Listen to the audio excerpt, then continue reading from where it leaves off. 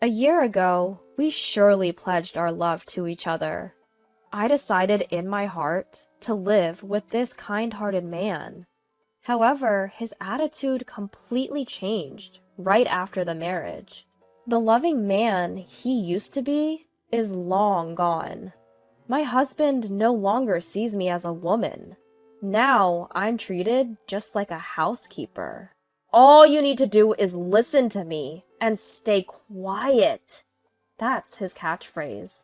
I wonder how long this life will continue. At that time, I had no way of knowing that a ray of light would shine on me. My name is Michelle Jenkins. I'm 28. I work as a secretary at my father's company while also being a housewife. The company, once managed by my grandfather, was taken over by my father 2 years ago. Being the daughter of a business owner, I've always been kept at a distance. The men who approach me are mostly after money. Of course, I've never really been in love. At one point, I stopped telling people about my family background. That's when I met the man who would become my husband, a man named David. I had asked my friend who introduced us to keep my status as the boss's daughter a secret. David doesn't gamble or smoke at all. He does drink, but never to excess. He was my ideal man. He would tell me he loved me and that he adored me. I thought I could spend the rest of my life with such a man. However, when I decided to marry David, my father said this: "Michelle, it's fine if you marry him, but could you keep it a secret that you're the boss's daughter?" Dad, how many times have I told you? He's a very good person. He's not after money at all. That may be true, but I don't want you to have a hard time because of that. But if a year passes after you're married and David is still the same, let's talk about the company together. You can apologize for keeping it a secret then. All right, if you're that insistent, Dad, I'll do as you suggest. I agreed reluctantly with my father's proposition. My father knew of my past heartaches with gold-digging men, and as an overprotective parent, he worried I might get hurt again. I decided I could share the truth with David after a year, as per my father's advice, and until then, I would just be an ordinary secretary. And so, under these circumstances, David and I got married. Now, a year after our wedding, I still haven't revealed the truth to him. The reason is simple. He is no longer the kind man he used to be. As soon as we got married, his behavior became cold and distant. He would come home from work, already in a foul mood, and began to nitpick at the dinners I prepared. Hamburgers for dinner? Again? We're not children. Can't you think of anything else? But, David, you used to love my burgers, didn't you? I've made them countless times before. Don't talk back! You're always short on dishes. Besides the easy dishes, like salad and soup. You should be able to make at least 5 other dishes. 5 dishes? That's a lot. I have work too, you know. I can't manage that much. What? When I tell you to do something, you do it. I married you, so you should listen to what I say. I'm sorry. The warmth and kindness he used to show were gone, replaced by a coldness as harsh as ice. At the time, I only thought, he must have had a bad day. But his behavior started to get worse. By the time half a year of our marriage had passed, David had become a full-fledged tyrant. Not just about the cooking. He would complain about everything, from the way I folded the laundry to how I cleaned the house. If I tried to protest, even a bit, he would yell at me with a terrifying look on his face. Just being yelled at would have been bearable, but sometimes he would even throw the meals I made into the trash. A year after our wedding, his tyrannical behavior hasn't changed, and if anything, it's getting worse. Just the other day, I was delayed at work and didn't get home until after 7 p.m. As soon as I said, "I'm home," he started yelling. You're late! What time do you think it is? I'm sorry. Work just got a bit out of hand. I'll start on dinner right away. Work got out of hand? A mere secretary like you don't have that much work to warrant staying late. But I really did. I'm handling some accounting tasks too, so there's a lot to process. Don't talk back to me. It's unthinkable for a woman to come home later than her husband. Next time, if you come back later than me, you're quitting your job. That's not fair. From fear of David, I couldn't talk back. Looking back, I wonder if I should have left him sooner. But I was pushing against the worry of my parents when I married. I couldn't reveal the truth. I didn't want to sadden my mom and dad. So I silently bore it, all by myself. Then one day at work, during a break, my father called me into the reception room. I often went in and out of the reception room because I often assisted my father as a secretary. As I entered, my father was already inside.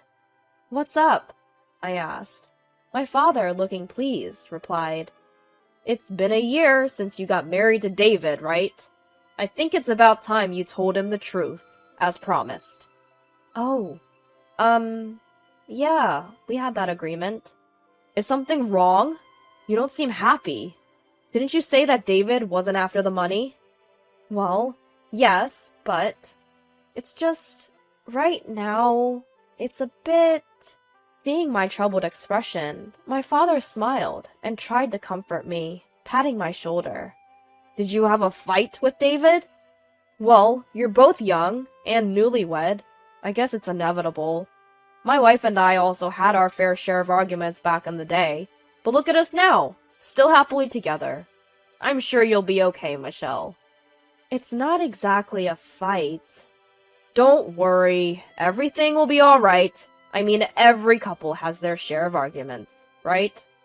"Well, I suppose you're right." "Anything else bothering you?" "No, nothing really. I'm okay, but I guess I want to wait for things to settle down a bit before I talk to him." "Ha! Well, don't let it get you down too much. A little marital spat is pretty common." It seemed my father thought we were just having a minor argument. To avoid worrying my parents, I hadn't consulted them about my husband up until now.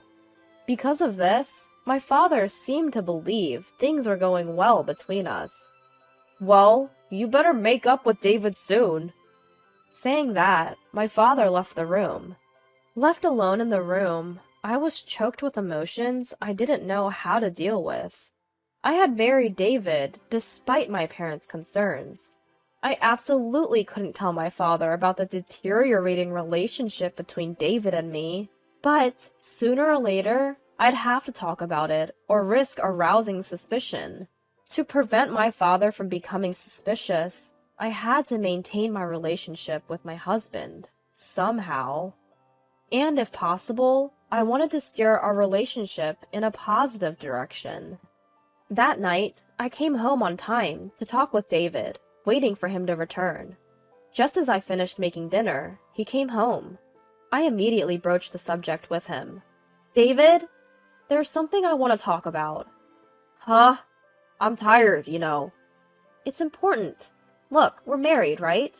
I want our relationship to be equal, and enjoy our lives together, every day." "Equal? Huh? What are you talking about? There's no way you and I are equal." My husband grabbed my hair, yanking it up, harshly. "Ouch!"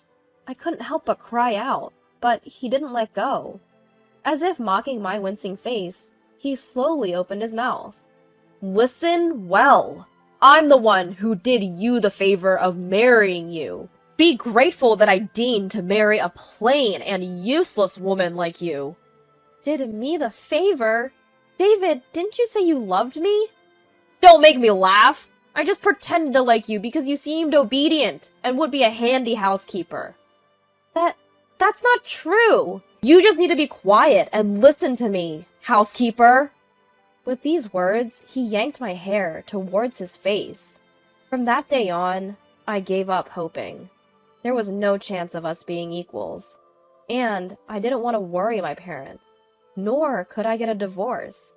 My appetite dwindled day by day, and I ended up just living with my roommate, my husband. Then one day, while living such a life, I woke up feeling completely exhausted. My head hurts, and I feel a chill.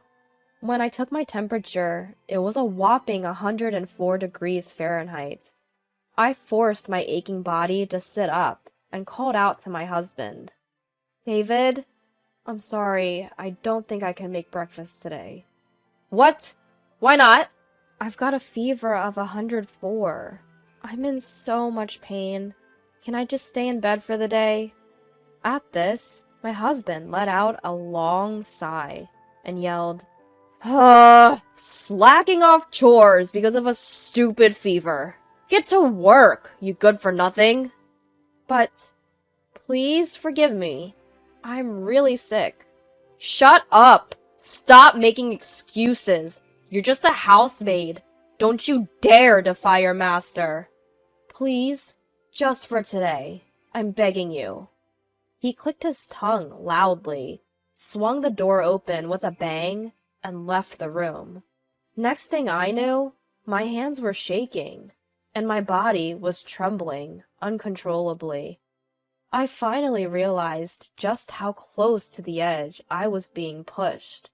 If I continue like this, I'll break down, for real. Continuing to live like this, it'll drive me mad, body and soul. I need to do something, but what can I do? I want to think of a way out, but my fever is making my head heavy, and I can't think straight. Maybe it was because I'd been on edge for so long, but I fell back asleep. Several hours later, I was awakened by my husband's raging voice. "Hey! Didn't I tell you to wake up, you dumb woman?" "Huh?" "David." Outside the window, it was already dark. My fever had gone down a lot, but my body was still heavy, and a faint headache lingered. Despite my state, he vented his anger. "I called you multiple times. What are you doing sleeping?" "Called?" "I sent you a text saying I'm bringing my boss home, prepare drinks and snacks. Didn't I?" "Huh? Wait a minute. You knew I was sick today, right? And yet you brought your boss home?" "I invited him to continue drinking at home. My promotion depends on this. Get up and get things ready, now!" "No, I can't. I'm still in my pajamas, and I'm not feeling well at all." "Shut up! Just get out here, now!" As he yanked me by the arm and forced me to stand in the kitchen, my husband then hurried back to his boss, who was likely waiting at the entrance. "Sorry to keep you waiting. Please, come on in." From the entrance, I could hear my husband speaking cheerily. "Are you sure this is okay? This late? I'm sure your wife wouldn't appreciate." "That's what I've been saying. I don't have a wife, just a housemaid." "A housemaid?" "Sort of like a maid wife, you could say. But please, don't mind." As he said this, my husband led his boss into the living room. I was in my pajamas, without any makeup, so I bowed my head in embarrassment. "Nice to meet you. My husband is always telling me about you. I apologize for my appearance." "Ah, I'm the section chief, Mr. Smith. I'm sorry for intruding so suddenly." "Please, don't mind me. I'll prepare something right away." As I returned to the kitchen, hiding my face, my husband let out a tirade. "Hey! Get a move on and make something! You're absolutely useless!" I'm sorry. Just wait a little bit longer." "Instead of opening your mouth, move your hands! Despite the section chief taking the time to visit, how much more do you need to embarrass yourself before you're satisfied? Huh?" I'm sorry." "Sorry about this, Mr. Smith. Our maid is really quite useless." The section chief sat quietly, his face slightly contorted. Even as I prepared and brought over the drinks and snacks, My husband kept making snide remarks like, "You're really useless." When my husband went to the bathroom, Section Chief Smith started to speak. "Excuse me." There was no way I could ignore him. Although I was flustered, I responded. "Yes, is there something you need?" You're the daughter of CEO Allen, aren't you?" My maiden name was Allen. He was referring to CEO Allen, my father. What? How did you... I had previously visited your father's company regarding a business deal. You served me tea then, didn't you? Wait, you were from that time? I usually attended all interactions with our business partners. Each time I served tea and was introduced as the daughter of Mr. Allen. And Smith, he was one of those people. I was informed that David's workplace had become a client of my father's company, but I had not yet told my father that David was working at Smith's company. While glancing towards the bathroom, Smith continued in a hushed tone. "What's up with your husband's behavior? Is he always like this at home?" Yes. "I can't believe what you've been through. Why haven't you told Mr. Allen?" That is... Regardless, we can't let this continue. Leave it to me." Smith, while looking at me straight in the eyes, quickly packed up his things and left. In that moment, I felt as if something that had been restraining me was slowly being untangled. I felt a profound relief, as if I had finally found an ally. On the other hand, when David returned from the bathroom, he was stunned to find that Smith had left. "Why didn't you stop him, you good-for-nothing?" Despite his shouting, I decided to trust in Smith's words and endure it. Several days later, I was summoned by my father and headed to the company's reception room. Upon entering, I found Smith and a pale-looking David. Why is David here? And Smith, you're here too." I was confused, unable to understand the situation. In the tense atmosphere, my father started speaking with a stern expression. "I heard from Smith. You've been treated horribly by David, haven't you?" That is... "I understand. You're kind-hearted and you wanted to avoid worrying me, didn't you?" "Dad." "Thank you, Smith. Thanks to you, I was able to save my daughter." At my father's words, Smith bowed his head. Immediately afterwards, my father shot a withering glare at the ashen-faced David and coldly stated, "David, I can't believe you turned out to be such a scumbag. I shouldn't have let you marry my daughter." "Wait! Please!" David pleaded, shaking visibly. "I had no idea you were the president of our business partner. I didn't know Michelle was a CEO's daughter." "Shut up! So if you knew, you would have treated Michelle better? You're truly a lowlife." No! There's no reason for this." "Oh, reason? I'm going to report you to your company's CEO. I'm acquainted with him, and we have a long-standing relationship." No way!"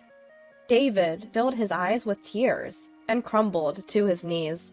Then he turned to me with pleading eyes. Michelle, say something to your father for me." "You want me to say something?" Huh. I raised my voice to vent my pent-up frustrations. "Do you have any idea how much I've suffered because of your overbearing, chauvinistic attitude? I've been holding it in all this time. I tried to improve our relationship. It's you who ruined everything, right?